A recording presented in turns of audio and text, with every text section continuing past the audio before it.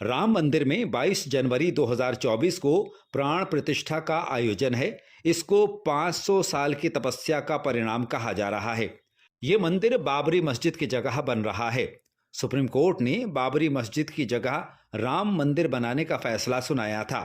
भारत के सर्वोच्च न्यायालय ने फैसला सुनाते समय माना था कि दिसंबर 1949 को मस्जिद में मूर्ति रखना अनुचित था। अदालत ने यह भी माना कि 6 दिसंबर 1992 को बाबरी मस्जिद का विध्वंस गलत था। बाबरी मस्जिद के विध्वंस की चश्मदीद गवाह रुचिरा गुप्ता से हमने बात की। हमारा सबसे पहला सवाल था कि बाबरी मस्जिद विध्वंस और अब राम मंदिर का प्राण प्रतिष्ठा इन वर्षों में भारत को देखते हुए कैसा महसूस करती हैं। मुझे अफ़सोस है कि एक हमारी पुरानी इमारत अब नहीं रही है और उसके बाद जो नफ़रत की राजनीति बढ़ी है वो हम उसको काबू नहीं कर पा रहे हैं और जो भेदभाव पैदा किया जा रहा है हिंदू और मुसलमानों के बीच में वो हमारे देश के लिए अच्छा नहीं है, क्योंकि देश तभी मजबूत रहता है जब हम सब मिल के रहेंगे, क्योंकि हम बोलते हैं ना, united we stand, divided we fall. तो यही बात है कि हमारे देश को अगर तरक्की करनी पड़ेगी तो नफ़रत की राजनीति से हम तरक्की नहीं कर सकते, हम मोहब्बत की राजनीति से कर सकते हैं।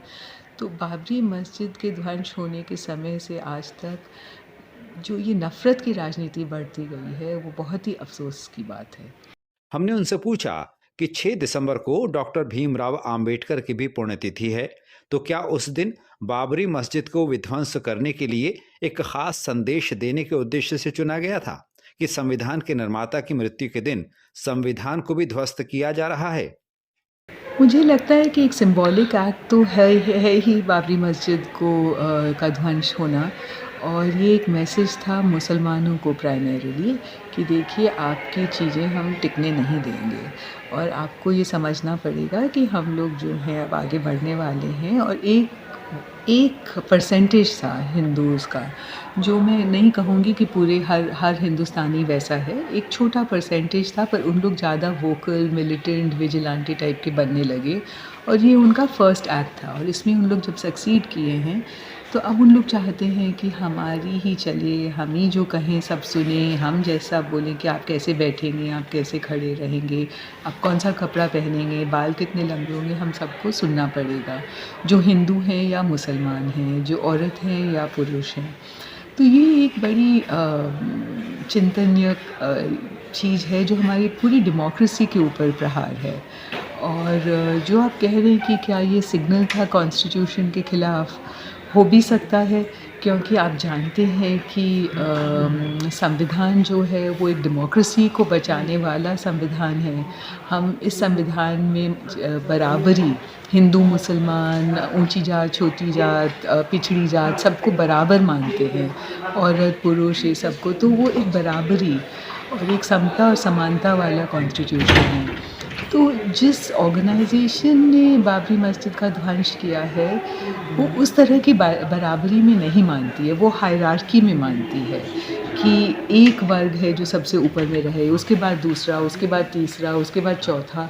तो हो सकता है कि एक स्टेटमेंट हो उस कॉन्स्टिट्यूशन के खिलाफ जो डेमोक्रेसी का एक इंस्ट्रूमेंट है और इस डेमोक्रेसी को सेफगार्ड करता है, जो बराबरी की बात करता है।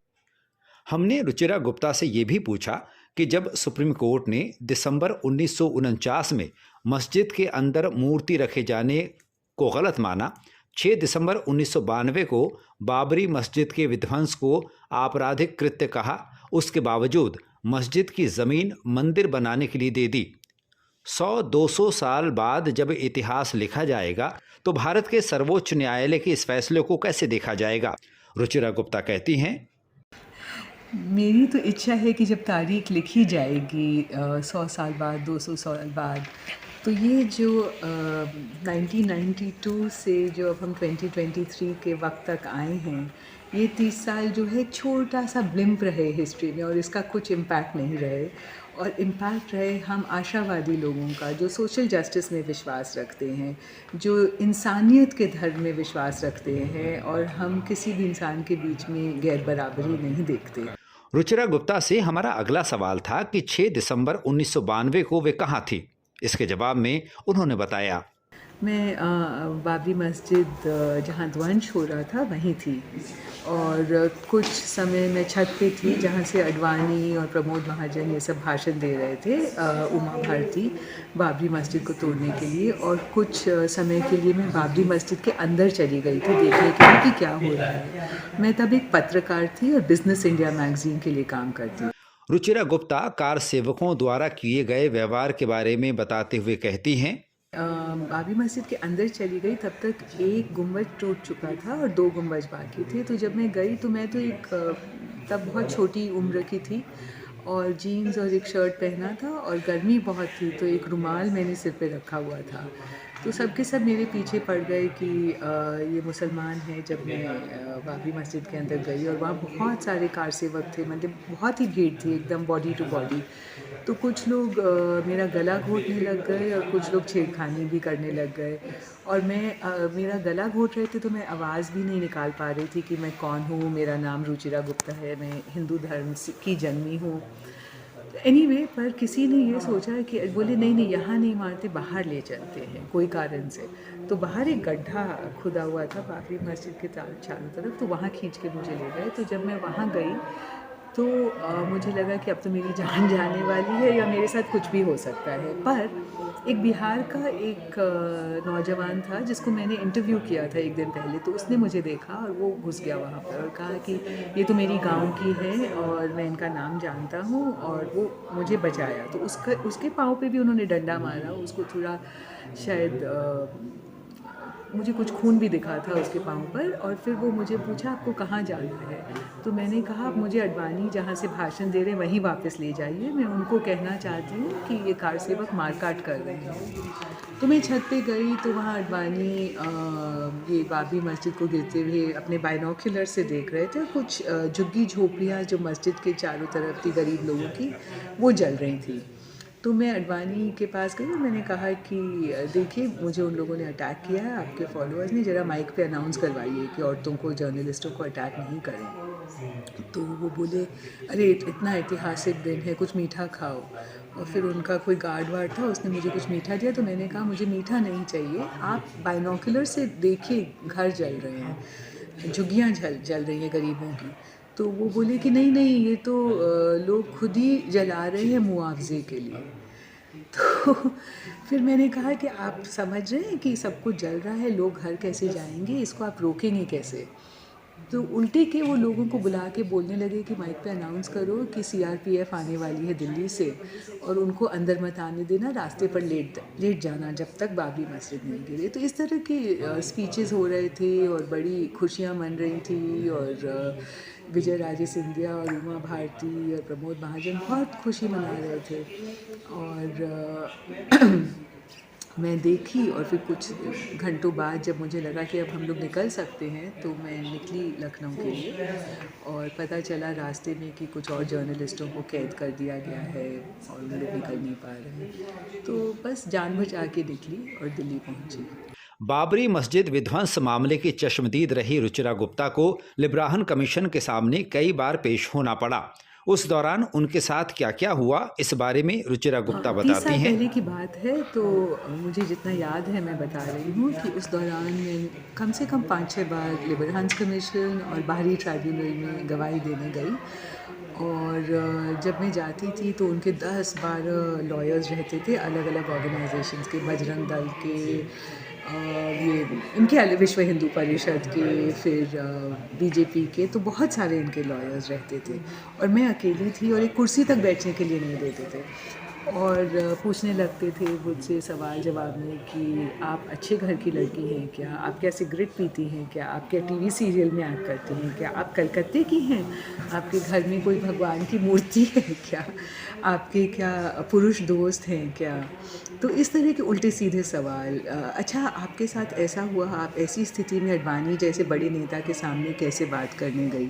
तो मैंने उनको कहा कि जो शेम है वो तो जो आदमी बुरा काम करता है उसका है, तो मेरा शेम तो था नहीं, मैं तो गई थी उनको रुकवाने के लिए, तो शेम वॉज हिज। और वो बोले कि आप भगवान में विश्वास करती हैं क्या? तो मैंने जवाब दिया कि मैं भगवद गीता में विश्वास करती हूँ, जिसमें कृष्ण अर्जुन को कहते हैं कि आपको हर बुरी चीज़ का सामना करना चाहिए। तो आज मुझे लगता है कि जिन लोगों ने मेरा गला घोटा, मेरी जान लेने की कोशिश की, उन लोग बुरी चीज़ कर रहे थे, तो इसलिए मैं उनके खिलाफ गवाही देने आई हूँ। अटैक तो हुआ ही, मेरे घर के का एड्रेस उनको मिल गया, घर के बाहर पहुंच गए और मैं छत पे बैठी हूँ और मैं देख रही हूँ मेरी गाड़ी को वैंडलाइज़ कर रहे हैं, एक नोट छोड़ा वहाँ पर, थ्रेटनिंग नोट। तो ये ऑब्वियस था कि आपका घर हमें पता है, हम आके आपको मार सकते हैं। तो इस तरह की चीज़ें हुई। रुचिरा गुप्ता से अंत में हमने पूछा कि अभी का भारत उन्हें कैसा लगता है और वे अपने भारत को कैसा देखना चाहती हैं। उनके बेबाक जवाब के साथ आपको छोड़कर हम विदा लेते हैं। अभी का भारत कुछ डरावना लगता है, क्योंकि लगता है कि औरतों के लिए जो जगह है एक आज़ाद औरत के लिए, वो कम होती जा रही है। एक जो हम लोगों के बीच में एक आज़ादी थी, एक इंसानियत था जिस भारत में, जहाँ गांधी और बुद्ध की बात करते थे हम, अहिंसा की बात करते थे, जहाँ पर हम लोग एक डेमोक्रेसी बनाने निकले थे जिसमें सब लोग बराबर से जिएंगे, शांति से जिएंगे, वो भारत मुझे लग रहा है बहुत ज़्यादा खतरे में है। और कुछ डर सा महसूस होता है कि ये आज़ादी, ये बराबरी कहीं चली न जाए, ये शांति कहीं चली न जाए। और दूसरी तरफ से मुझे लगता है कि हमारे इतने सारे स्टेट्स हैं जिन्होंने बीजेपी को वोट नहीं दिया है। साउथ इंडिया में तो एक स्टेट भी नहीं है जिन्होंने बीजेपी को वोट दिया है, और नॉर्थ इंडिया में भी कुछ स्टेट्स हैं जहाँ बीजेपी नहीं जीती है। तो मुझे लगता है कि हिंदुस्तान जो है अभी भी ये नफ़रत की राजनीति का सामना कर रहा है, और समय दिखाएगा कि कौन जीतेगा, पर अभी भी लड़ाई जारी है।